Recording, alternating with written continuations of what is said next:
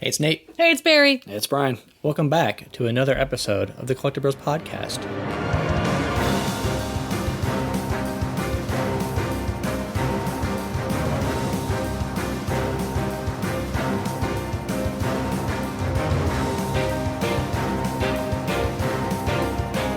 Before we dive in, I cordially invite you guys to join us on our Discord. Link to that can be found in the show notes. We stay pretty active on there, try to be engaging, so if you want to talk to us directly, defend a game that we're going to kind of go hard on today, go for it in there. We enjoy civil discussion.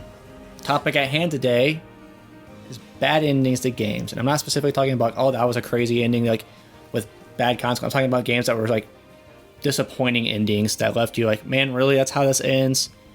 And I wanted to pick it specifically because I feel like a really bad ending can stick with you and kind of ruin a great experience sometimes. Even it can be so dire and terrible. My personal opinion, in any medium, I feel like video game bad endings are the absolute worst because there's so much of the video game that you can control. Unlike any other medium, you're watching a movie, you have no control over anything. You read a book, you can kind of paint your own pictures as you're reading, but it's very boxed in, right?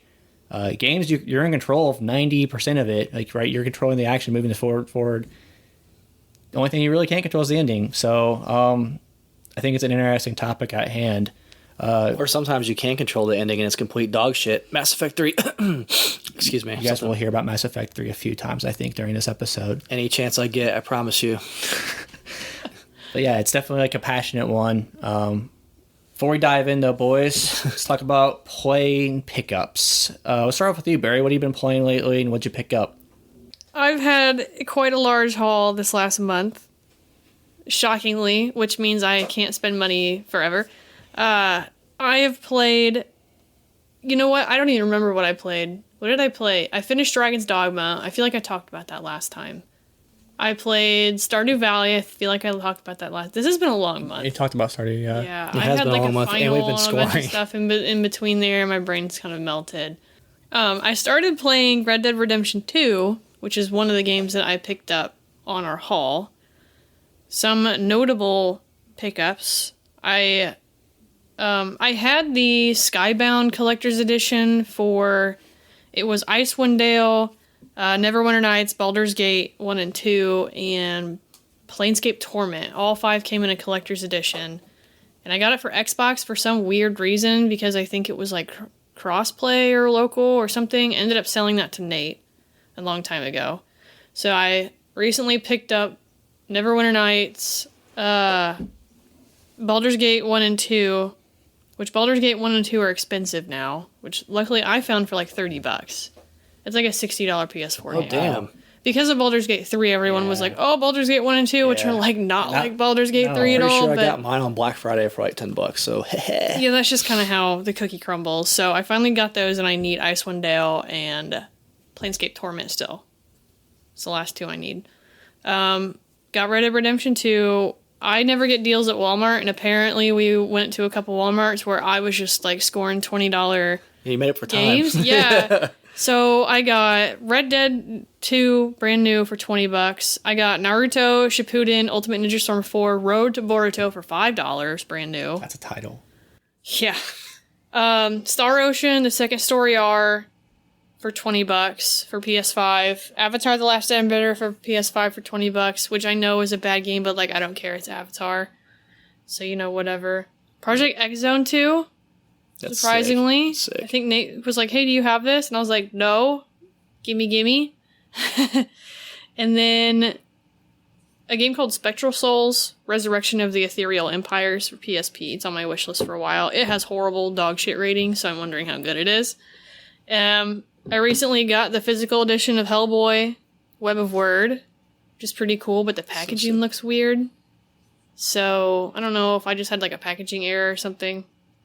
And then the 2 big ones for me were The Witcher 2 Collector's Edition, which is called the Dark Edition, which I didn't know about until I think Brian. Did you bring it up? You were like, what is this? Yeah, we were looking for 360 games because of the craze, and I was like, I've never seen this. And yeah, it's sitting here in front of me, and I'm super Wipe my drool off my beard. Oh yeah, it is sitting right there. I don't know where to put it. It's beautiful. It's sick, man. Xbox exclusive Witcher, like, it's pretty cool. Yeah, I ended up grabbing that from someone online because I was just like, I just want this. And then I finally got Seaman for the Dreamcast.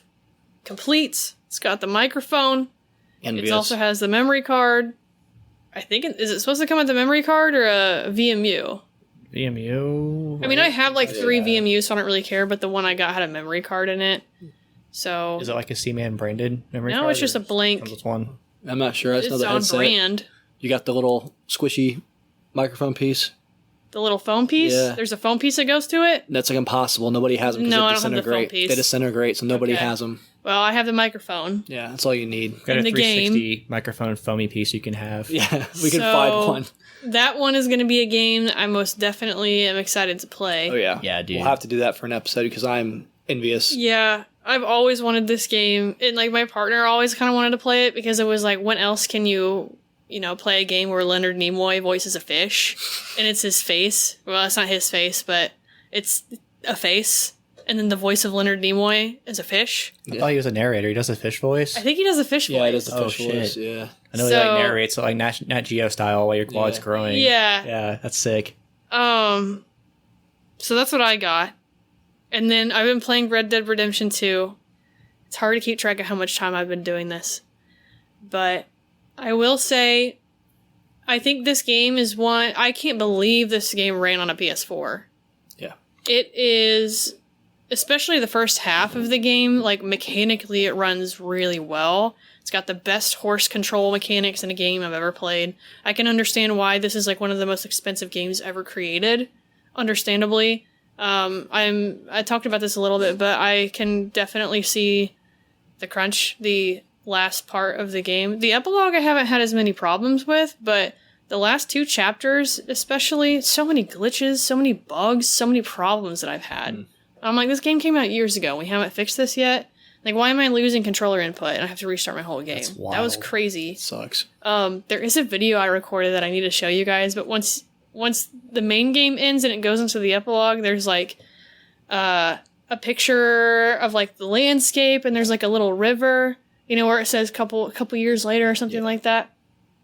I loaded it and I was like looking at my phone and I look up and inside the river there's like a tiny little waterfall and at the top of it there's this shape that's just going like flopping around and it's a deer. The deer is stuck inside the water, but it's like, I don't know if it's like hitting the rocks and it just can't do anything and it flops around. Funny. And my partner was sitting there was like, what is that? Is it a fish? And I'm like, no, it's a deer. And I did like the record last 30 seconds so I could have it because it was just too funny. There's so I'm like, many this- funny ones on the line because all the cinematics are like in game. So if you know a boss is coming and you set dynamite down and then they run out and they can like literally explode the bosses and stuff. Yeah. So you need to add him on there. That's Yep. pretty great. It's like real time. Yeah. There's a couple times where there was one time where I just talked to someone and it just so happened that somebody with a horse and a carriage like drove by and completely ran me over.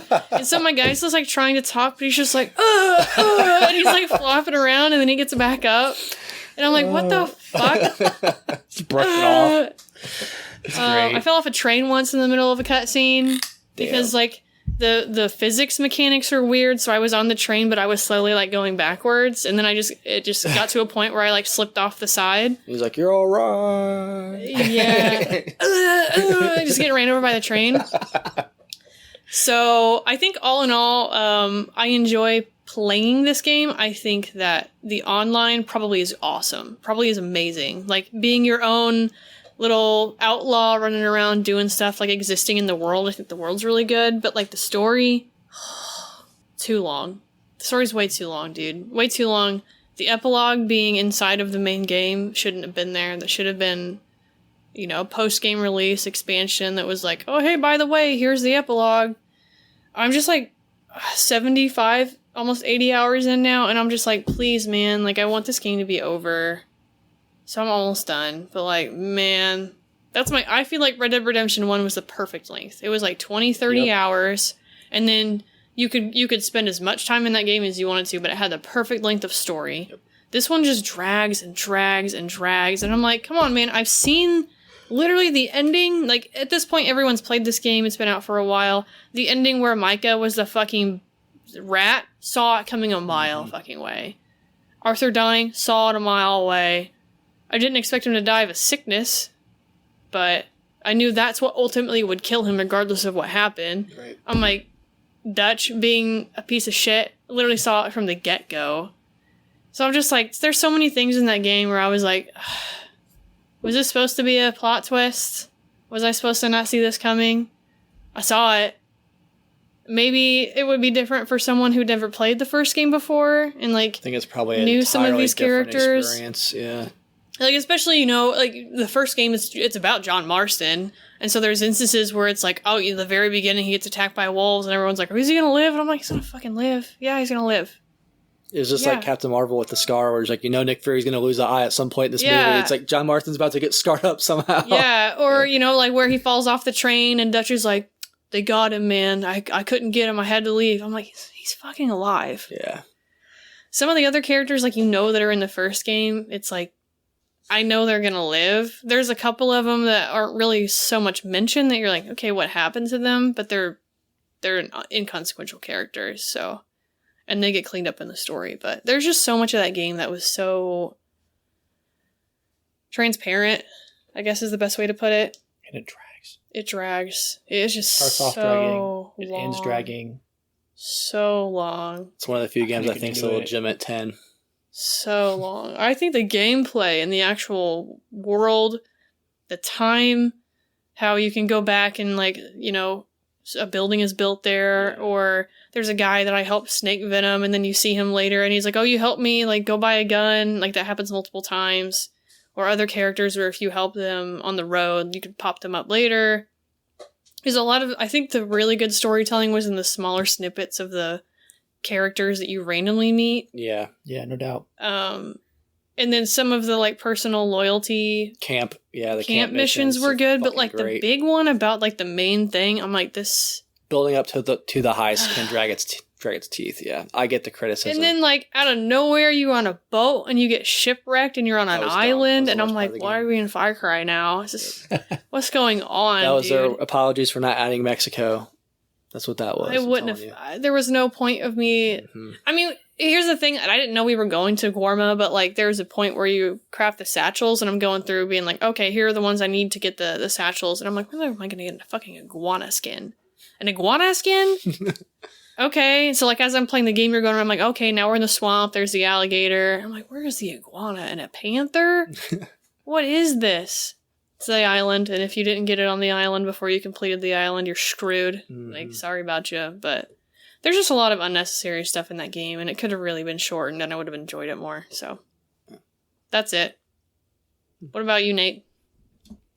As far as playing, I finally got the hell dive with the boys, even though everything in their power was trying to interfere my gaming session, but... yes, the hell dive. It was really fun. It was really brief, but man, I get the hype with that game for sure. I cannot wait to hell dive more with you guys, even though thanks for taking in a recruit and showing him the ropes.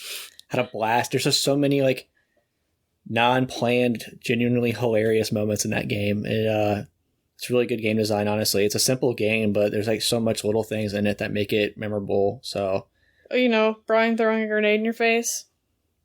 Killed the bug. It killed us too. Brian's little laser robot. I think blowing up the screen. I think my favorite part of that night was, like, Nate was, like, level 1. Like, hasn't... fresh off the boat, right?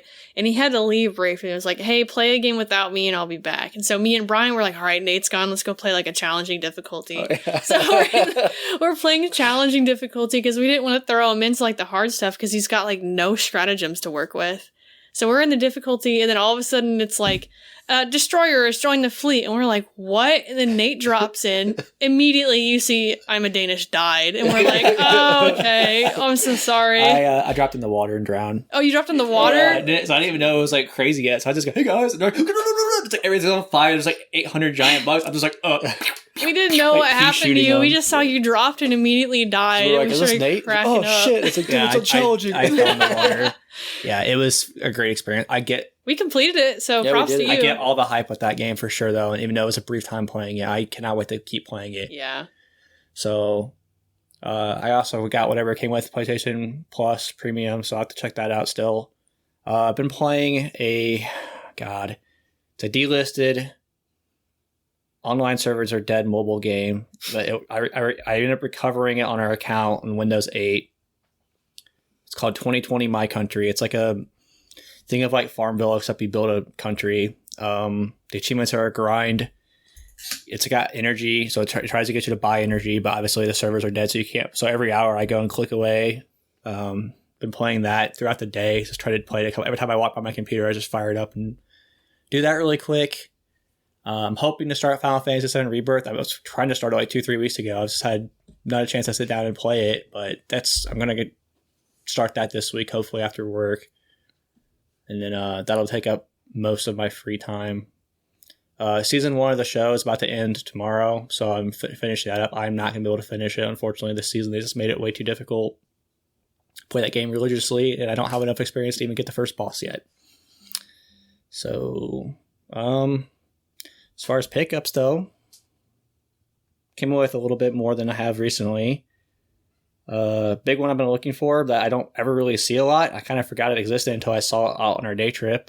Power Slave on the original PlayStation. I know there's like a redone version that just came out very recently, but a lot of that era first-person shooters I pretty much want every port of. So Power Slave on the PlayStation was a big pickup for me.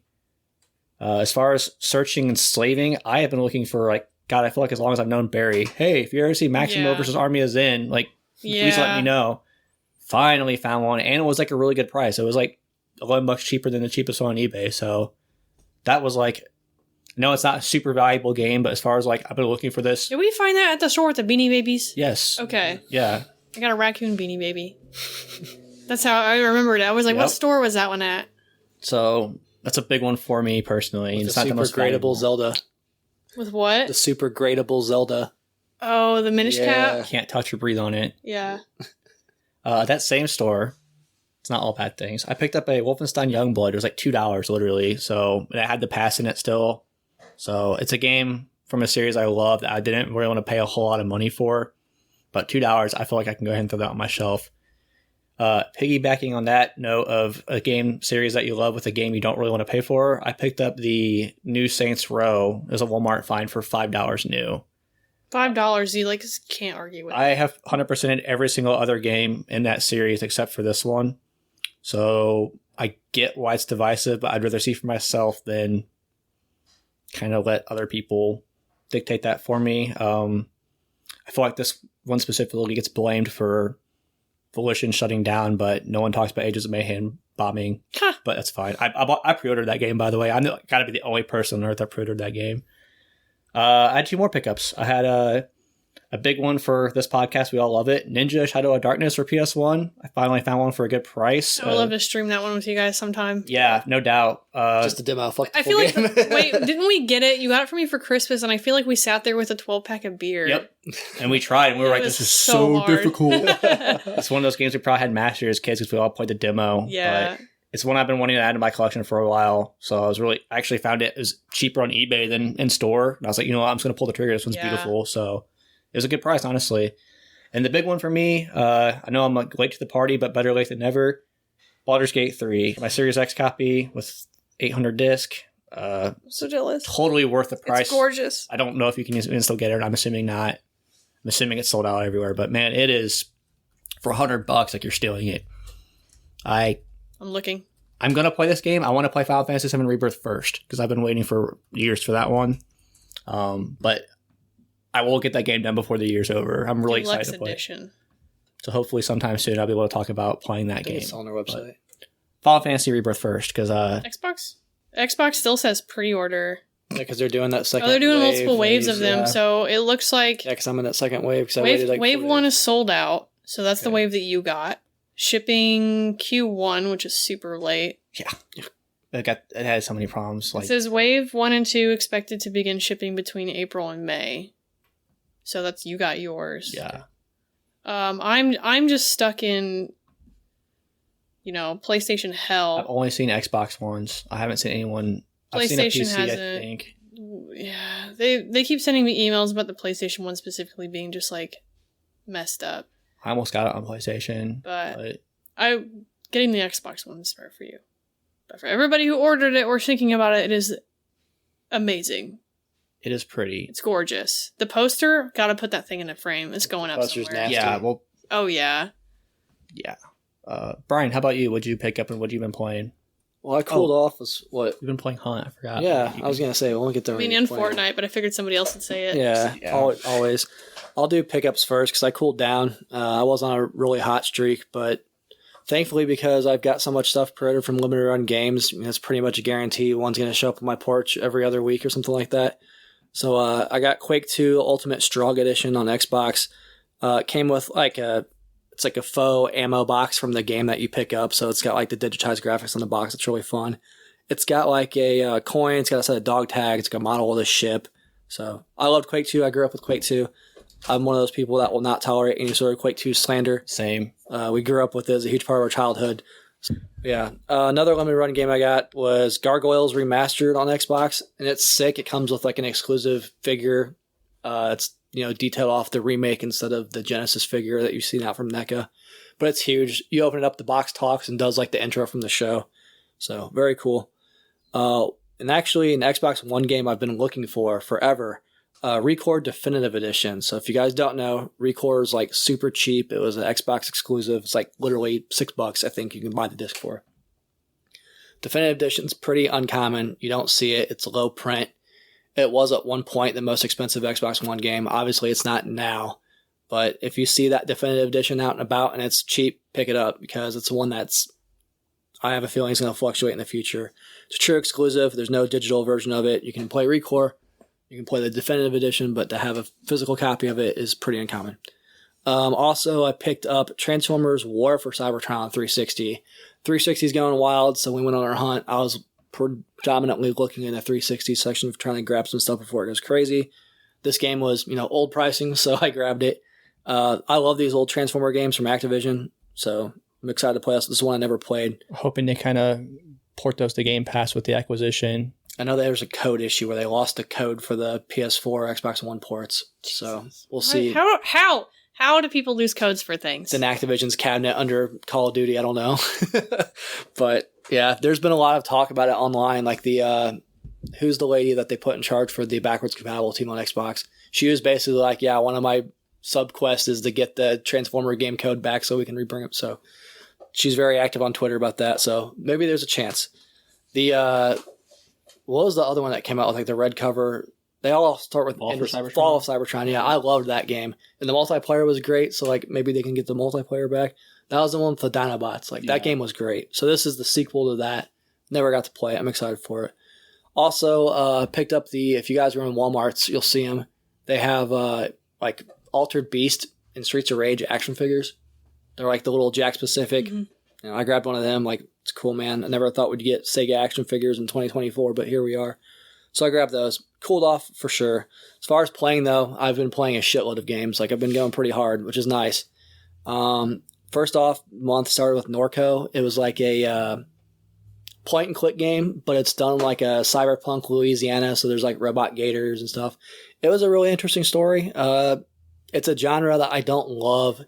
I think done correctly like this one does, it's actually a fun time. It's only like 4 hours, but good story, unique aesthetics. The aesthetics were really nice in it.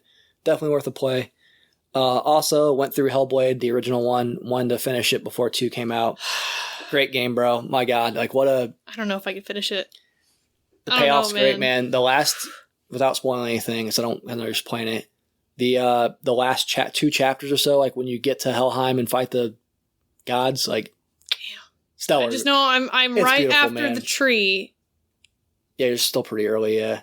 But I mean, it's a short game. I'm like 4 hours in, though. Look, the thing with this game, though, I get what you're saying. It's spooky. I'm playing 2 right now also. I can't just sit there and grind it out because it's a lot to take in, bro. Like, you put headphones on, they're talking, and it's like... Fully especially immersed. 2, like 2's more scary than the first one, bro. No! Yeah, so also playing Hellblade 2. I'm just gonna watch somebody else play love it. it. Oh, man. I will say it. So the first Hellblade, to finish my thoughts, what a piece of art. Like, great story. Can't recommend it enough. I think the gameplay is great. It's a small outcropping, but it's a very unique game. I appreciate it for what it is. Give it a shot. It's a really unique story. So 2, There's things about it I think are better. Obviously, it looks amazing. There's things about it that I don't like as much. All the combat, they changed from the first game where it's like, how am I going to defeat this horde of enemies? Every scene's like one-on-one combat. So it's one guy in front of you. That's what I heard a complaint was. I think it's a complaint too. And listening to the devs, they basically base it off of a Game of Thrones fight scene where like Jon Snow is fighting one enemy at a time. And I'm like, why does stop everyone have to Game do a Game of so Thrones? Okay. But anyway, it's the most average shit ever. Anyway. Yeah, I'm so tired. There's Game no of tits, bro. Thrones. Tits and dragons. It's a 10. Okay. The only thing that I have seen that people say Game of Thrones influenced it and turned out good was 16. Final Fantasy 16. No doubt. Yeah. Yeah. I'll defend that game's honor all day. But it wasn't because of Game of Thrones. It's No, styled it's- like cinematically, Right. like Yeah. Bam How about we just say what it Bombastic. is? Final Fantasy is awesome medieval, but anyway.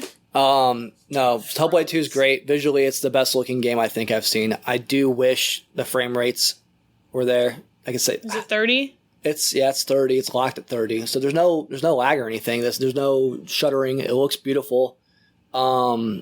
Everything's like in game. Like there's no like cutscenes that are like transitioning. Like it's all simultaneous one shot. So it looks beautiful. super frustrating because literally PS5 and Xbox Series X just got like updates where they can support higher frames, but like no one. Well, it's the selling point for these consoles that you're going to get native I 4K played- at 60 frames, and I it's played- capable of doing it Rebirth in 30. because the PC version of Hellblade does I it. will be too. So Visually, though, I got burned. the thing is with this game, so like part of her psychosis is very visual in this one. So like you'll see a lot of like spiraling effects. More than the first. It's gorgeous. It's insane how much things are moving on the screen at one time and there's no shuddering. Like it's the most beautiful game I've ever seen as far as just like this is something different, something unique. I don't like the combat as much. The story is much more open. There's more of a world instead of like her individual story, which I think personally takes away from the game a little bit. But without spoiling anything, the new enemies are fucking awesome. Like it definitely leans into the horror side of things a lot more than the first game. Like to the point where Sherry is sitting next to me, she's like, I'm going upstairs. I'm like, all right.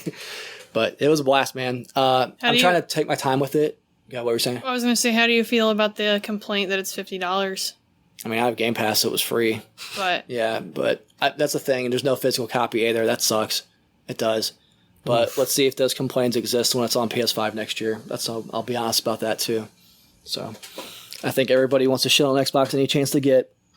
everybody's complaining about it's a $50 game for 5 hours of gameplay. So was the first one, but everyone sucks the first one off. You know? Because of the PlayStation game when it launched. Exactly. I'll stick to my guns there. It's a great game. And you know what? It's going to be on everything next year anyway. Like, this is what Xbox does. It's nothing new. Let me put my fortune teller cap on. It'll be on PS5 next year. They'll probably do a patch where it can hit 60 frames next year. Yep. So, but yeah, it's a good game, man. It's the new enemies are terrifying. I'm taking my time with it. I could blow through it, but I'm sitting there and doing a couple chapters every day. So, it's fun. What else? X Defiant. Been playing the shit out of X I'm playing Defiant. that too. Yeah, I forgot. Yeah, that's it's Ubisoft's basically hero shooter. It's a competitor against COD. I'm all for it because COD's horrible right now. This is free. I would say if you like 360 PS3 era COD, give it a chance, check it out. It does a lot of things right, so I don't think it does a lot wrong. Like I said, what do you have to lose? It free. Also been playing with Nate Hunt Showdown. I got Nate the Hunt bug, so back on the Hunt Showdown. Love that game. Can't sing its praises enough. It's the best sound design in games I've seen in a long time. Yep. Fantastic game. There's a next gen version coming out sometime in the near future, so there'll be speculation they'll be shutting down this last gen version. So if you're thinking about buying it, you might want to hold off. That'd be a fun trios game, bro. But other than that, well, I'm not going to immediately start blasting Mass Effect 3 because that'd be not a fun episode to listen to. But I think it's a great example where you have this long journey, it's thought out, and nothing really matters at the end, without just immediately finger pointing at Mass Effect 3. I think the culmination of why I hate that ending is because what matters? Like, why did you go on this journey? I like a nice end cap on a story. And that's not saying that you can't have cliffhanger endings. Like, I know people shit on Halo 2 because of the cliffhanger ending, but, like, we all knew Halo 3 was coming. So, like, that one, I'm a little like, all right, take it easy. But I think the biggest overall pet peeve is that you have a cliffhanger ending and there's no payoff. Like, I just like nice little neat ribbons on the end of my stories. Like, call me crazy. But a cliffhanger just for the sake of having one, hoping that you get a sequel and it never gets answered, that's super frustrating from a storytelling perspective. I think it's a lazy trope people do too. there's countless examples of games that we just never got a sequel to. Kaya. Yeah. So weird. Right. It's unfortunate where if you tell a neat enough story, you should be able to tell a continuation of that story without having to set the plate for the sequel, right? It's weird because it's, it happens in television too, and it's so frequent that they'll like throw in a cliffhanger on the hopes that like the viewership's gonna ask for another one, and then that's gonna tell the studio, oh, let's greenlight a second season. But now it's so consistent that like a television series second season is greenlit before it even releases. Right. So for games to do it too is so I don't feel like it happens so much now. It was really like the PS3 360 era that was so bad about it.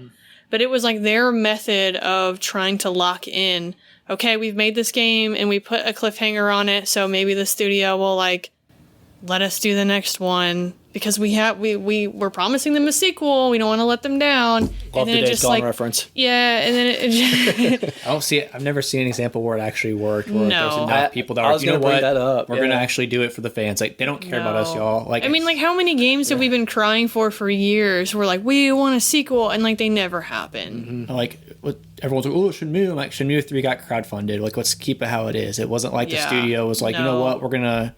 Yeah, it's never worked. So I don't know why people still try it. And hopefully, like you said, that trend hopefully died off with like 360 PS3 era because it is an extremely aggravating trope, no doubt. Barry, you got one that actually like just like burns you to the core. What, like a Just shitty ending. So like a game? just a type of ending or whatever before we get Type into of specifics. ending? Yeah. Type of ending. The type of ending that for me is a bad ending is when the ending goes against everything you did in the entire game. Like you get to that end and then you're just like, what was the point of me doing all of this? I'm so confused on how we got here. Like the ending that just doesn't make sense for the universe and I can see the dual reasoning with Batman Arkham City. Where is that the one where Joker dies? Am I getting the title right? Yeah. Joker dies, and then like Batman carries him out, and he's like sad that the Joker is dead. I'm like, okay, why is Batman sad the Joker is dead? We should be happy that he's done. It's not like he gets paid to be Batman. He doesn't need job security. I know, Gotham's it's like- still a shithole. Like Like it's one of those things where it's like, okay, the entirety of Batman is like stopping Joker from killing all these people and doing all these bad things, and like Batman is I'm not gonna kill him, I'm just gonna try and stop him. And now like he didn't kill Joker, if I remember correctly. The Batman didn't kill Joker. Yeah, he didn't kill him. But now Joker is dead and he is permanently stopped from killing people. And you're gonna cry over him? That doesn't make sense for Batman. because we didn't take the psychology of Batman course in college, so we just don't get it. And then then there's that other side where it's like, okay, well, Batman is really upset that like Joker is dead because like he thought Joker could be redeemable, and I'm like, Right. can we just be realistic here? Because like that's never gonna happen. And if the Batman thinks the Joker is redeemable, he's also fucking delusional. So That's part of it too, though. Yeah. that's one of those good things Batman. where it's like, okay, I was just confused on the fact that why are we crying over the Joker, or it's just those endings that Yeah. like don't make sense for the characters, how they're written, or the world. It's just I'm just like, okay, I feel like we had a really good example recently with Days Gone, where like the characters just starts doing things completely against his DNA and who he is as a person, just to get this weird ending. And Oh, cliffhanger too. That Mortal, one's another double. sin. No way. I think my personal biggest beef, and it might just be me, and that's fine. I accept it. I hate when it's like, oh, it was all just a dream. Like I hate that. That is my worst. Like, it's horrible, sloppy, lazy writing, dude. I feel like they're okay in ways where it's like inferred. And if you paid close attention while you're playing, you would have picked up on the fact that, like, maybe this whole thing isn't real. But sometimes when they just do that to explain away the fact that they don't want to continue or they don't want to really put an ending in, that seems lazy. Yeah, I don't remember what show it was. I'm going to say it was late 80s, but they had, like, they killed a character off. Dallas, bro. JR. Yeah, and everyone was like, no. So, like, the next thing that came on, they woke up and then the guy didn't. And I was like, that's so lazy. Like, Yeah, Super Mario 2 for me specifically is one that stands out with the dream ending where I'm like, okay, I don't go into Super Mario, especially like 8-bit era Super Mario, to expect a great story here, but it was the last classic Super Mario game I hadn't beat. I hate that game, admittedly. So like it was attached to me to get through it, but it was like the last one, and I was playing with my girlfriend at the time. It's like the only one we've never beat. So I was like, let's do it. And when I saw that ending of him just waking up, it was all a dream, bro. I went berserk. I was like, this is the stupidest game. I knew I hated this game. Like, it's not really a Mario game. It's a weird one, too, because A, it's not even supposed to be a Mario game. Everyone knows that. I'm not going to beat that dead horse. But B, there's so many like integral Mario characters introduced in that game, just for them not to matter, then they show up in later games. It's really weird. What was the movie? What was the movie where it was in the dude's head the whole time? Was it Butterfly Effect? I never saw that one. That's the one with Ashton Kutcher. Yeah, where everything's happening in his head the whole time, but it's real, but it's not. I know, I saw it. Yeah. It's rare that you've It's seen it. it's a really pop. I don't know. I am not the movie person on this table. Look at you, yeah. I'm the worst. The last person should be even suggesting things. So I don't know why I did that, but I feel like that is a super popular like plot device. Yeah. Where it's like I want to make a story and the whole thing never happened.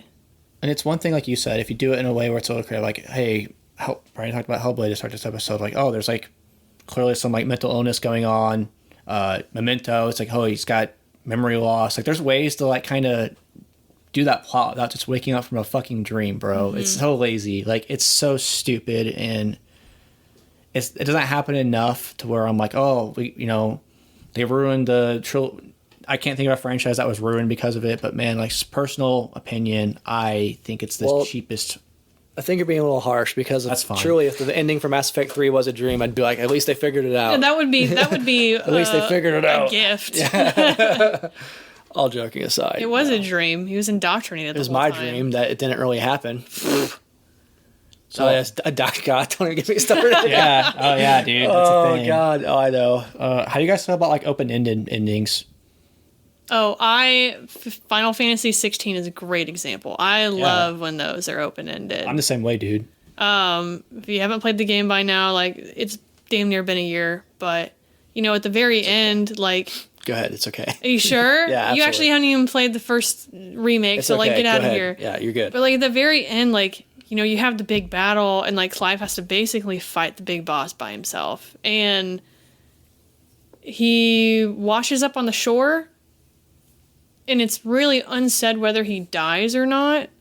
Because he's alive, but he's in a state of like, he could be dead, he could not be dead, he could still be alive. And it cuts over to Torgal and Jill.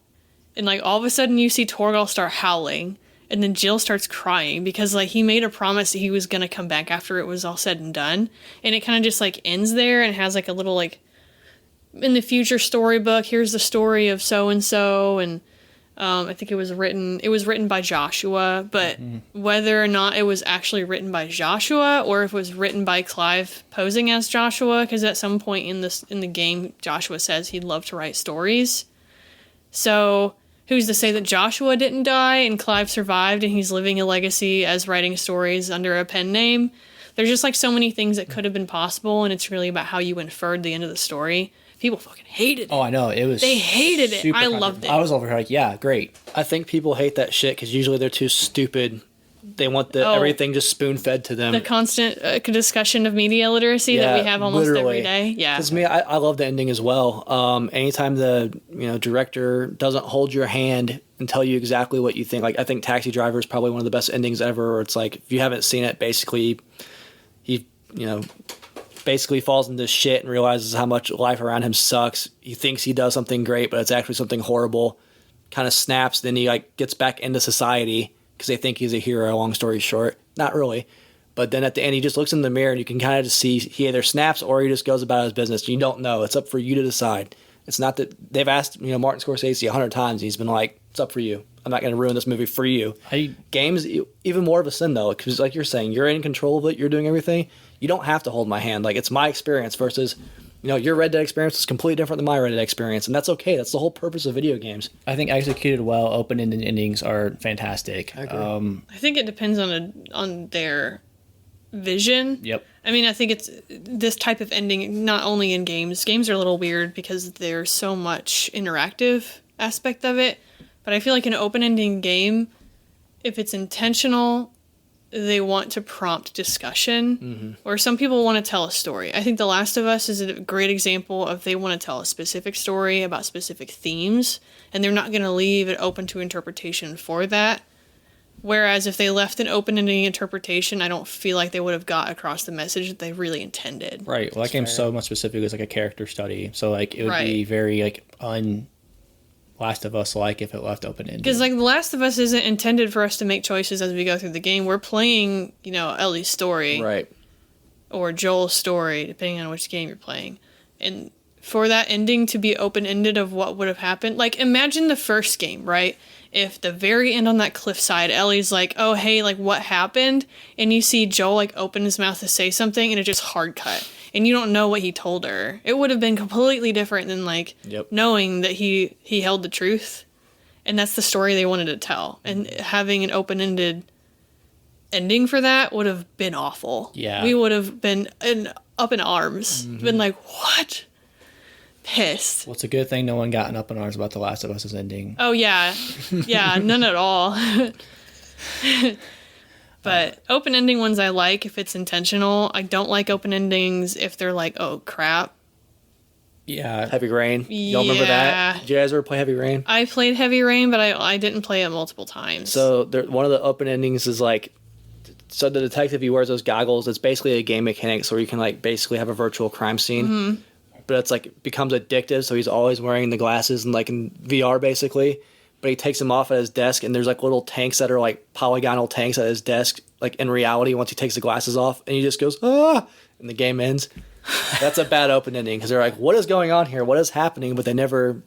It's the first time it's happened in the game too. It's not like there's been teases of it happening. That's a bad open ending. There's examples, but I think overall it works pretty well. I think open ending's different than like an abrupt ending. It's unfortunately kind of something that's happened more recently than it did in the past is when games aren't finished or they have...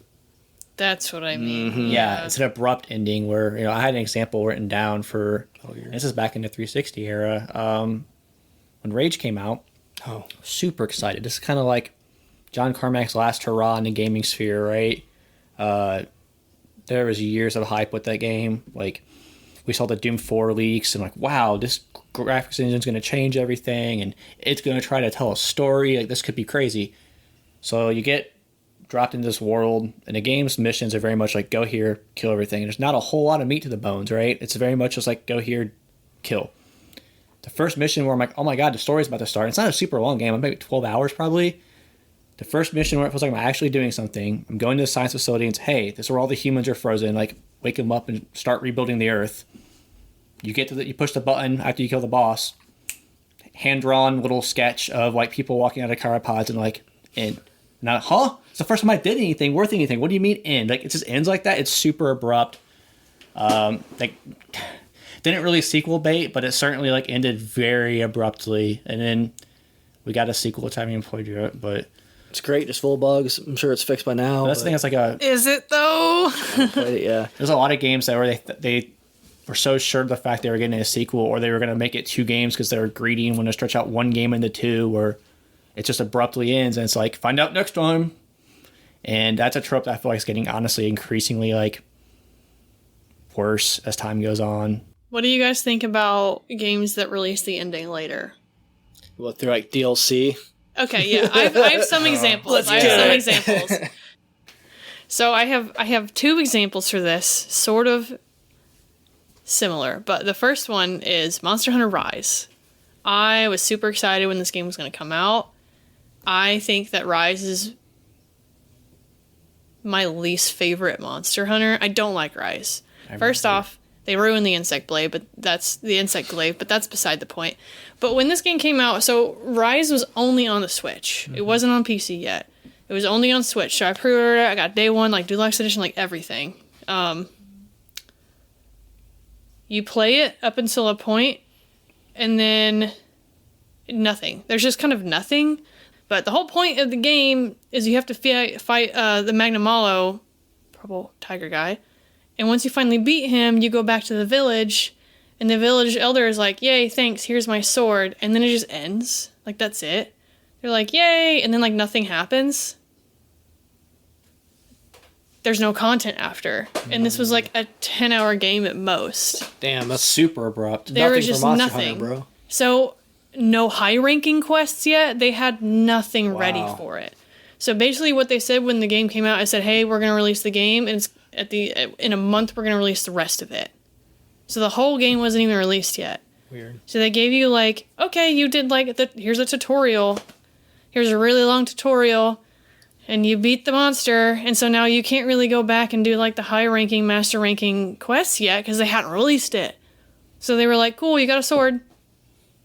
It was terrible. I hated the game. I put it down, and I have not played it since. I remember, like, because I was thinking about picking it up, and, like, you and a friend of ours were playing, and you both were like, not so fast, don't go pick it up. Yeah. Was so disappointed in that game. And now, like, people say, oh, it's so good, and, like, they released the extra content, and the DLC came out, and the expansion. They're like, Monster Hunter Rise is so good. And I'm like, you know what? Maybe. But I still can't get past the fact that they ruined my weapon. So, like, I don't want to pick another weapon. But that one was just terrible. Like, I was just so disappointed. You know, we don't really play Monster Hunter games for, like, the story. But I thought Monster Hunter World's story was decent. Yeah. And then we got a conclusive ending at the end of it. It was definitely an end game. Like, there was an ending, like, once you beat the giant Godzilla Zora, I can't even remember its name at this point. The giant lava monster lizard. that was kind of stupid. But, like, there was a conclusion to that. And then, like, Iceborne came out, and then there was, like, a whole other story. This one was just like, you did it! There's nothing after this. Is that one of those things where they had a deadline, they had to meet it, so they put it out in an unfinished state? Or is it like roadmappy? Because like, either one, I feel like it's like it didn't feel roadmappy because they basically were like, "Hey, we know it's not completely there. Yeah, it will come out." They had to like reassure everybody before the game launched because they knew we were all gonna be pissed. it was a great sign. They were like, "Hey, more's gonna come," and then they roadmapped it. Like after that first big chunk. They were like, okay, now here's the roadmap. Here's when a new monster is going to come out. Because Monster Hunter does roadmaps. Yeah. They say, here's a new monster we're introducing. Here's a new quest line. That wasn't what they were doing. They said, here's the high rank, master rank stuff.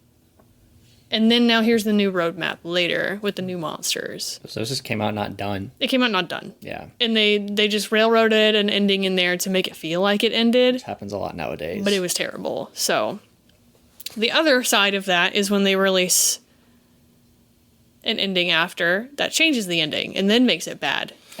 Or doesn't fix anything. Or doesn't fix anything. I don't know if you guys have examples of it, but Assassin's Creed Odyssey was egregious. It was egregious to me, and I will never forgive Ubisoft for it. So. That one hurts more because they charged you for it too, right? Yeah. It okay, so. Made you pay to ruin it. So this is like a very specific upsetting reason to not like this game. A lot of people didn't like the DLC. A lot of people didn't like Odyssey or Origins endings to begin with. I mean, like, to be honest, if you... Assassin's Creed is just so weird with the aliens and stuff anymore. So, like, once you hit a certain point in Assassin's Creed and it starts to become an Assassin's Creed game, you're like, oh, God, here we are. But Odyssey, I really enjoyed. It was the first time we really got to, like, feel like we created our own assassin, because you could pick a male or a female, because Origins was just Bayek. It was just him. Every other previous one was Ezio or Edward or Altair. It was always like a set one. And in this one, it was Cassandra, and I don't even remember the dude's version because nobody played as the dude. Cassandra was like the poster, this is the canon assassin. You can play her however you want. You can customize her too. You can customize her. It was kind of like the first time they really put RPG elements into it. Mm-hmm. And I love this game. I've said this is my favorite Assassin's Creed. I play it all the time. I would play it all the time. But the point of this one was like, it was cool because I could play her however I wanted. And then it introduced romance to it. And it gave us the option to have different gendered romance. So I was like, okay, I can play Cassandra, who only goes after women. That's cool. I want to do that. So that's what I did with my playthrough. I felt satisfied at the ending. I thought it was great. And then they released the Atlantis DLC. And the Atlantis DLC, they railroaded in a romance option for her because they needed to explain the fact that they said, oops, we let you create a character that could have any sexual orientation, and then we forgot about the fact that we have to have a DNA lineage for the Animus. So they forced us to have a male romance companion that she ultimately has a family and a child with. And it felt like it took away, like, the progressive steps forward of this game and then just, like, ripped it right out of my hands. Where I was like, offer the choice if they're going to make you, if it doesn't because matter. they forgot about it. They were just like, oh, crap, lore master Cindy over here said we royally screwed up. Which, like, what are we going to do? they ended up getting rid of that whole concept with the Animus anyway, so that'd have been a perfect time to, like, just ditch that. Yeah. Anyway, So that's the thing, yeah. they went and did it like later on in the game. I'm like, well, hold on, like, So yeah, it's a weird choice. a lot of people, like, you can't really find that specific reason of why people hate that ending, because that's kind of a very demographically close reason why someone would hate it, and, like, another group of people wasn't going to see that as a problem. But, like, for me, like, the promise of having an assassin be who I wanted to at the end, and then just, like, completely ripping that away from me was terrible. Well, it goes into, like, was horrible. It goes into multiple points we brought up. It takes away from the character that you created. They're doing stuff against their DNA now. Mm-hmm. It goes against, hey, to pay for this is bullshit. It's not even done. It goes against the choices not even mattering. Like, Yeah. and the worst part, it's post-release. If this is something that, like, it came out before and it's like, hey, sorry, we'll change this. No, this is something they did after the fact, and kind of like, Because this needs a surgeon, not a Band-Aid. And y'all I know, are throwing, because, like, a like, horrible the Band-Aid on it. specific, like, romance that they put in for her was specifically introduced in the DLC. He wasn't in the story of the main game. Yeah, so it's not even someone that you know, that you care about, that you No. can see this happening. Like, There wasn't, like, a continuation of, like, oh, this is an NPC you've done a mission before, and, like, you guys are reconnecting, and, like, realizing this is what it is, yada, yada. It was it's just... just, we need to make a kid somehow so we can keep He this said, DNA going. oh, crap. Yeah. And... That's lazy writing. It's lazy writing. It's just terrible. Like, you know, Origins was supposed to be the reboot for Assassin's Creed. Like, once we were done with 3 and Revelations, like, Origins was like the new Assassin's Creed. We should have rebooted it right then and there. You guys rebooted the combat beautifully, but just left all of the garbage. So, whatever. So, anyways, I don't know if you guys have any examples of, like, added on endings later. I've got 2 DLC ones that are pretty interesting contrast. So the first one I think of that's a negative is Prince of Persia, the 2016, I think it was. The cel-shaded one. The cel-shaded one from Ubisoft, yeah. Great game, love the game. Summarize the story, it's basically like light versus dark, where this female companion of yours, she's basically like light in embodiment, okay? So you need her to beat dark. She ends up dying at the end, and you just carry her body away. And then it literally tells you, epilogue coming soon. The epilogue's a DLC. So literally you're just carrying your dead body, and that's like the game. And then there's a whole end game after you beat it of like a whole continued story. You can go back and free roam, everything, but you have to buy it. And it's literally called Epilogue DLC. That was like the first time I remember seeing it. Did they put that in the game on release? No. So, like, what happens? Like, But if they you knew played they it, were gonna release if you the played DLC. it, no. What I'm saying is, if you played it day one and finished it and got to the end, what did it say? Epilogue coming soon. That's the problem. yeah, okay, dude. see, that's what I was saying about yeah. Red Dead Redemption should have had their epilogue as DLC extra, and And it at should have least just that was ended like- and not said anything. Yeah, and it's that one makes more sense to me because Whereas like a bow it could have tie, been though. John's story, you know, because that game's Arthur's story. Like, hey, we know you love John. Here you can play as John again. But this one's like pivotal. That's what I mean. If you're gonna put it, like, at least at the very least, I feel like they should have separated it from Red Dead, right? Right. But they included it. Yeah. And that one, that's egregious. Yeah, Where that's they the say thing, too, coming like, soon. it complete- So abrupt. After too. you Ugh. buy it and then play it, it completely changes the ending of the story. It's not like, oh, the bad guy won. It's like you end up winning. Did they ever release a definitive that Nope. included that with the game? Nope. The only way you can get it, and with the 360 store closing for Xbox, like the only way to get the full experience now is going to be on PlayStation soon. Wow. Yep. So that was like huge, and that's the first example I remember too, where they were like, "Hey, you're going to start paying for endings." It was that and Asura's Wrath are the 2 big ones that people complain about. But then on the flip side, DLC can fix things sometimes. Fallout 3, not a great ending. You basically have to sacrifice yourself no matter what initially when it came out, even though you have a super mutant companion that's, you know, Immune to radiation. immune to radiation. You'd be like, "Hey, Fox, can you go in there and flip that lever for me?" But you couldn't do that. You just had to die. And for a Bethesda game, that doesn't work. There's so much content that you want to play after the main story. So it was a really weird fit in that game. I think what they were trying to go for is like the original Fallout 1 and 2 had definitive endings, and this is how they ended. Where it was like, hey, the Wastelander was going to just die. That was supposed to be the ending. But then they were like, oh, shit, DLC. Like, fuck, how are we going to play this unless you start a new game? You have to completely start a character over that nobody wants to do. So I think the workaround was like you could send Fox in there, or you could send somebody else in there so that you don't die, but then you have to sacrifice a companion. It fixed the solution, but it's still kind of slappy where it's like someone has to die, or if you don't befriend the super mutant, somebody still has to die. But it did fix the overall gripe of like, hey, I have an open-ended Bethesda game where I can't keep playing. Kind of weird. But that time it did work. Unlike Mass Effect where they said they fixed it and it was still shitty. Let me get that jab in real quick. So do you think that was a Bethesda thing? Because Fallout wasn't a Bethesda game, right? Three is the first Bethesda one. Yeah. That's what I mean. Like, do you think that was a Like their Bethesda property. mistake or a... I think it was them too much trying to do old Fallout style, but with their thing instead of just kind of doing Weird their style topic Fallout. nowadays, yeah. I think they were at one point much more respectful to the source material without sounding like a prudish asshole. And I think in that regards, the original ending was like, hey, every other Fallout game previously ended with like an end cap.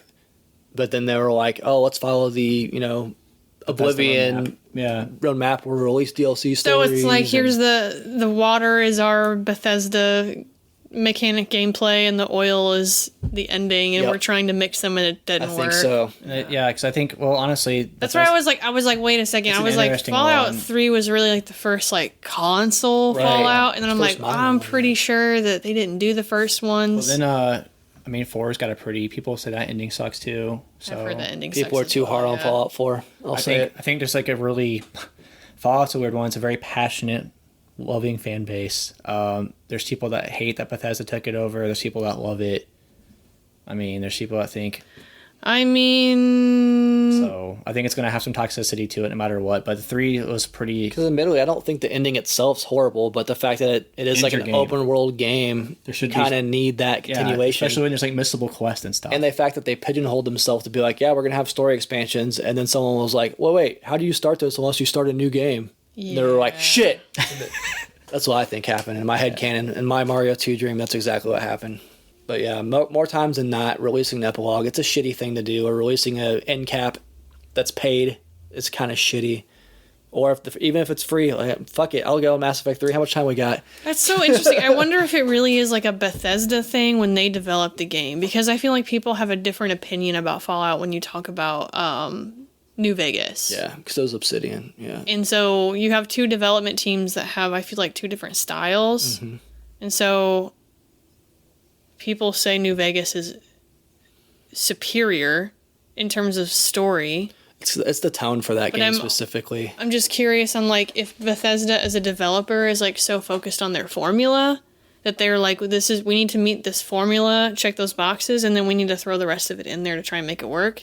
And then just sometimes it doesn't. I think now it's undeniable. But they have to adjust. Yeah, that's probably like the start of it right there, though. Honestly, yeah. Horse armor was like the prehistoric cave. That was like the cave drawings of it, and then like Fallout 3, it's kind of like, okay, this is called paper. It's a pen. Write it down. Like, I think Oblivion before that was even like, here's the blueprint. We made a shitload of money off of DLC. We're gonna do it again. Because even Fallout, you could buy the DLC standalone like physically. It was in a case and it came in a card. Mm-hmm. I remember they seeing knew what they were doing. And New Vegas didn't have a DLC like that, right? It had DLC, but not physical. That's the thing too. Like your character doesn't die. They knew what they were doing because they said we're not doing this again because New Vegas was afterwards. I mean, they still published it. Right. I'm just curious if that is like the taste of the Bethesda like development studio as like a team where it's like we like that flavor of sushi. We want it every single time. Yes, I think it's a fair. I think if you especially look at like Starfield, like that team specific, 100%. Which is weird because I think they handled their ending great, where it's like your New Game Plus ties directly into the story. I think it's one of the best on an island, but I think it's one of the best endings. If we want to talk about flip sides, I think the ending to I can't remember the name of the game now. What are we just talking about? Starfield. Thank you, Starfield. I was like, I can't even remember. I just already zapped from it. I think the ending is such an interesting concept, but the fact of the matter is that there's nothing in the game for me to want to revisit. So it's like, oh, going back and being like a traveler through time multiple times like explains a new game plus in such a creative way. Absolutely. But my God, I can't go through the game if there's just nothing there for me. So they were like, oh, we heard the criticisms, and then just put all of the weight over there. Right.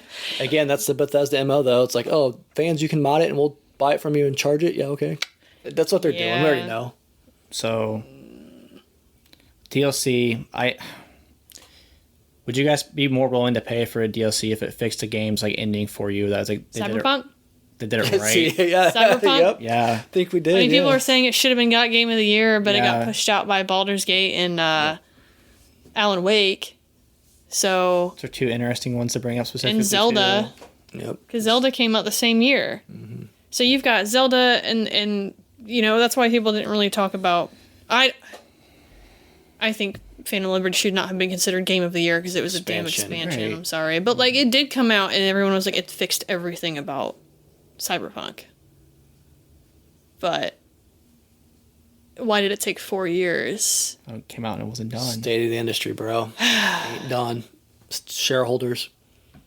We just need more private companies. Just take 20 years to make your game. As long as it's good, I don't care. Yeah, but what are they going to do with revenue in the meantime? Yeah, I know it's the problem. Eat Band-Aids and rubber bands. It's tough, man. It's a tough time. Here's what they can do, though. They can get all of that money from Fallout 76 and Elder Scrolls Online and then take forever to make Elder Scrolls 6. Yeah. What'd you say this morning? When you said some crazy fact on the way up here. What? That the time between the teaser trailer for... Elder Scrolls 6. Yeah. Oh, the one where it was just the title and some mountains? It's It's been a more longer time time. for that in the day than from Oblivion to Skyrim's release. Dang. Yeah, They were all dude. working on Starfield for the last 10 Yep. years. ESO. Starfield and ESO. Hey, But yeah, let's just go around the table. What do you think personally is the most egregious ending to a game for you personally? 1, 2, 3, Mass Mass Effect Effect 3. I'll give you guys the time to talk about it because it's I'll just get it really quick off my chest. The biggest thing is you make a decision. You spend there making it, literally 10 years of your life is spent making these decisions to accumulate It wasn't 10 years. from the original Xbox 3. 2006 to- Yeah. 2006 to 9 or 10? 2012. yeah. What? Yeah, it wasn't 10 years, It bro. was- So it that'd wasn't have 10 been an years. Xbox One game at that point. As much time as I put into it, it was felt probably like 10 10 years. But no, it was a long time. That's the thing. Three games, and then for it to literally mean nothing and to have no immediate impact on your decisions. It's all for nothing. The whole premise was it's all for nothing. Because like, Barry, which ending do you think's the canon ending? The green one. It's the one it has to be synthetic. So like, what if you're playing a bad guy Shepard where you're like, oh, space racism, I'm all for it. It doesn't fit your character at all. Like, I mean, I would never, but if you did, Oh, but you mean the blue option? yeah, that's the thing. Like, The blue option for the Renegade choice? yeah, none of them Not the makes red one? sense to anything. It It's is a the horrible biggest ending. slap in the face to a fan base ever. And yeah, people are shitty about it, but they're not shitty enough. Like, I'll go ahead and say it. No, they were pretty shitty. not You shitty got- enough. Because there's so many people that give them Just 'cause credit they for didn't fixing it. It's Take not to the streets fixed. with firearms, Brian. No, they did. They went to the studio and Yeah. told them they were going to give them poison cupcakes Dude, that's- and threaten them to Somebody needs to death. die over it, but I like Mass Effect a lot. Like you two obviously have more experience and love with it. I remember because like it was a big deal when the Start Piece came out, and like traditionally, Brian and I were living together at the time, so it's like I would watch Brian go through these games first before I ever got a chance to play them because I wasn't even about to barge in or get mauled by Brian. So I remember watching this ending with him and him being like, literally, it's just like freaking out, like what? Like it's just. And then you relive the save and try the other the ones, most and you're just like, exasperated I've ever seen this man in just my blue. entire Jaw life. drop. Like, just green. I think I would have got less of a shock if I went and shot the dog in the face in the living room. He'd be like, "What?" But like the shock and terror in this man's face of watching this ending unfold. So Like, here's another thing. I remember like midnight release getting Mass Effect 3. I was so excited. Like I had such an amazing time with the second game. The second game is top 10 games of all time for me. Amazing. 3, I was okay through the whole game. I was like, my characters aren't in it here, but like this is the end. This is what you're building to. And I just remember like sitting there like in shock and awe. like watching this ending happening and being like, no, I picked the wrong one. And I reloaded and I was like, what? And then the fact that they realized how upset we were. And they said, we'll fix it. We'll fix it, guys. We'll fix it. We'll release a proper ending. And it's free. It's we free. care about you. And all it is like storybook. You get some hugs. Storybook pages with like some painted stills and a voiceover. You get to talk to your crew before you go make your bullshit choice. And then the other image of like the red shit. And Yeah. it's like, okay, Shepard was indoctrinated the whole time. That's how you explain this away. I mean, that's crazy. Dude, so we have it a is new a slap. trailer for the new Mass Effect game, right? And then There's no sense that are combined with And people. then they were Nothing just got like- destroyed, so they're not here. Oh, so which ending is do the you guys- canon ending? do you guys remember that game a long time ago that you were really upset about the ending? How we basically just like, it was an ultimate trilogy of science fiction. Here's the fourth game. Shepard's alive, by the way. Yeah. Even though you died 3 or 4 control, times. Did he control the Reapers? You know, the thing he set out to destroy? So that's the canon ending? Again, your choices mean nothing. This is a decision we Find picked out for if you. Dragon Age 4 doesn't bankrupt BioWare. My thing with that one specifically is BioWare had previous experience with, and not quite in a trilogy format, but like these epic adventures with your companions that you want this closing moment. Jade Empire is not known for its story being super great, but you got that great send-off at the end with your party camp before the last mission. Yeah, but look what they did to Knights of the Old Republic, too. I was going to say KOTOR, they Yeah. dropped the They ball. can't do a sequel. It seems like it, but you know, for all of its faults, Dragon Age Because Jade told Empire a is great. coherent and standalone. story. I mean, yes. They just can't get the fourth one out. Yes and no, but here's the thing. Here's the thing about Dragon Age I think sets it apart. Is Dragon Age 1's party was different, Yep. 2's party was different, 3 parties was different, good and it was point. all like Different stories in everything the same set in the world. same world, and they weren't like back to back to back. And I think 4 with Dreadwolf, I think it's the closest thing we have to like an actual sequel. Yeah, it seems like it's picking right up. That's true. But so I'm curious. But Dragon Age really could be its own individual game, and like if you knew about what the Inquisition was in context of the first game, it made more sense. Sure. In the third one, but it wasn't a continual trilogy or a sequel, which is why it's done so much better. That's a good point. They can't you do can just a kind of sequel. end it and move on in the Yeah. same overarching story in the same world, but it's not intimate with Like- these characters. Like Andromeda was good. I thought Andromeda I fucked was with good. Andromeda. It was a whole new crew, a whole new area of space. It didn't have any, it was in a whole other galaxy. So we didn't have anything to do with the Reapers at that time. It was its own thing in the Mass Effect world.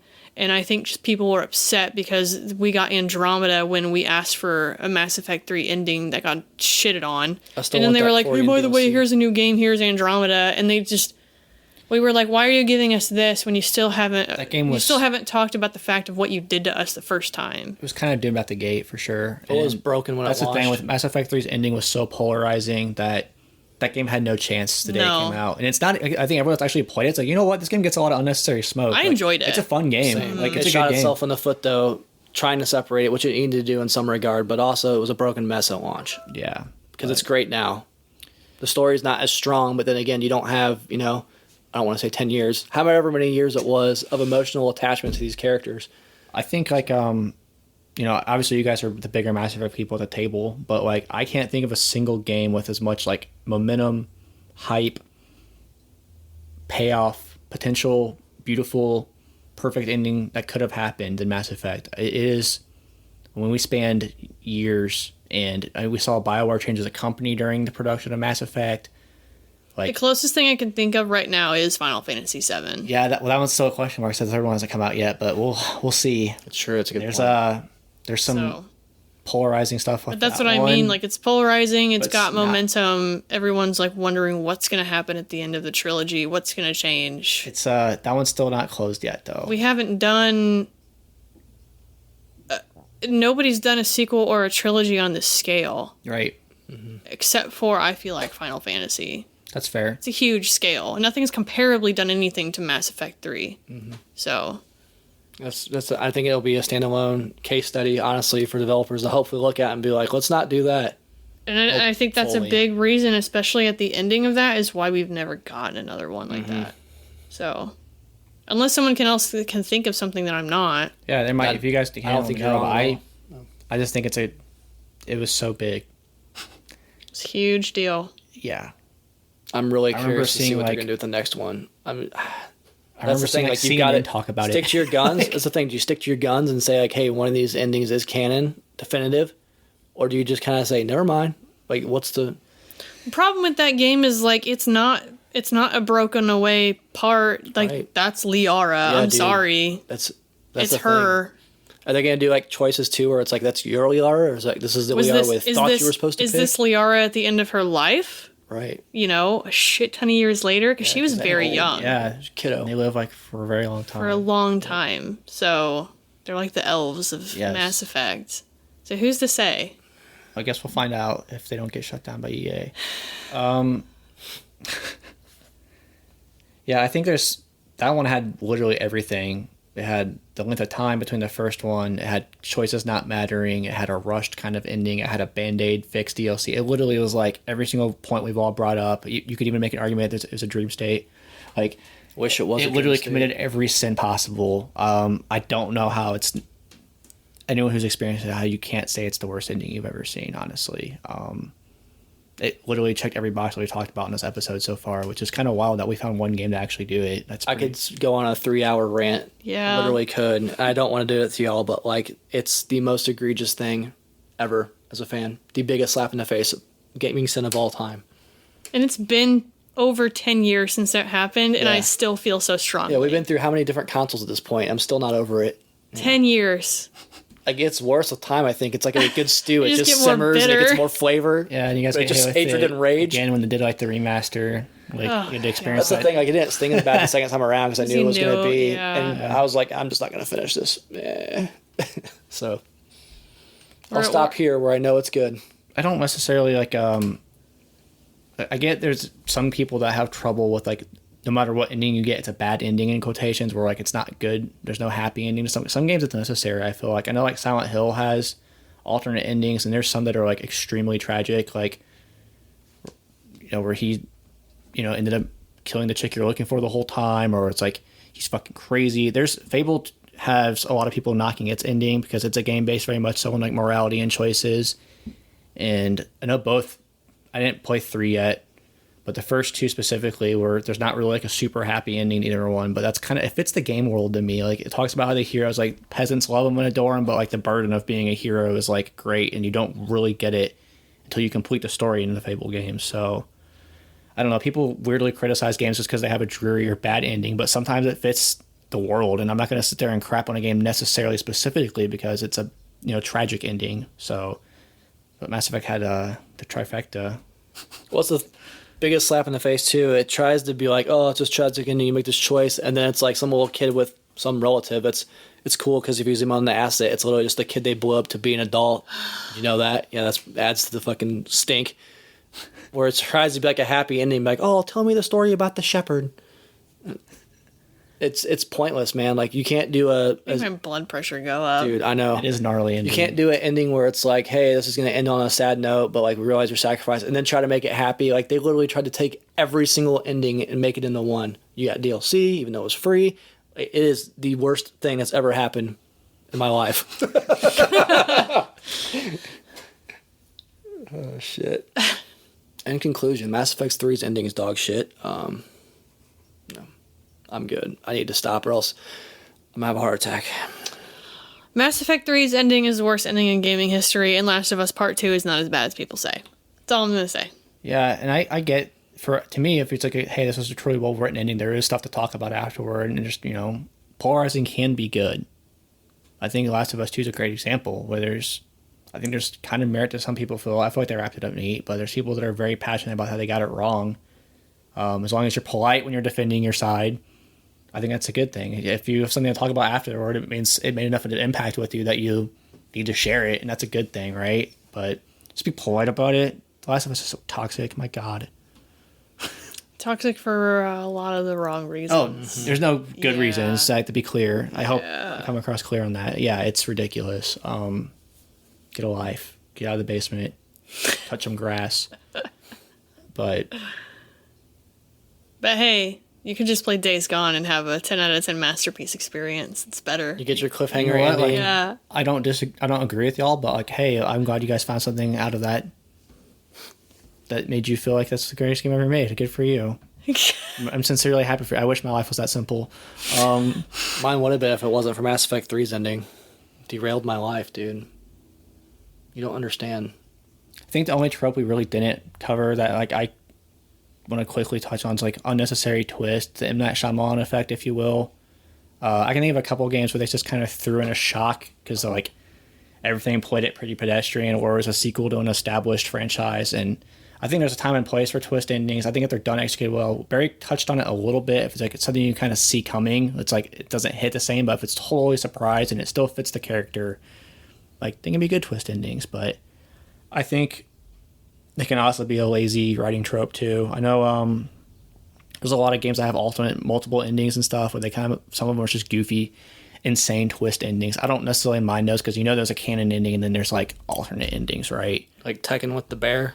Any fighting game, let's just call it what it is. Any Honestly, fighting game has like yeah. wild endings, but they're kind of funny because they're one-offs and like they don't impact the world. You know what I'm saying? So people are like, oh, so I'm like, yeah, it's stupid and goofy though, especially like the Namco Bandai ones. Like they aren't trying to tell a story. Like they're stupid and They're like, if it's not the character on the front of the box, it's going to be a one-off ending. You're probably good. Yeah. Like Yoshimitsu's ending's not canon, y'all. No. Sorry. Like, so I think I enjoy fighting game endings though. I remember as a kid just grinding on them to try to see them all. And I think they're cool what ifs. Yes. I think some of them are done better than others, but I think you- fighting game endings are cool. Like, Doesn't the panda get married or something in Tekken 3? damn right he does. something crazy where it's like, I think that's the thing. Something Though. like So, that. Yeah. Going in, it's going to be goofy and it's not going to be super serious, and that can help soften some blows where others can't. So, well, I hope you guys enjoy this ending. Thank you for listening. We appreciate you all. Sneak peek of the next episode we're recording. It is part of our mainline series, Is It Worth It? Barry, what's the title we're playing? Fighting Fantasy, the Warlock on Fire Top Mountain. I think I got that right without looking at it. It's nice. For the Nintendo DS. No one's probably ever heard of this game. That's why you should check out our podcast and listen to it. Yep. It's a single-player dungeon crawler RPG. We'll see. See what it is and how you guys think about it. Thank you again for listening. We sincerely appreciate each and every one of you. Have a great day. Stay oppressed. Collecti-Bros out.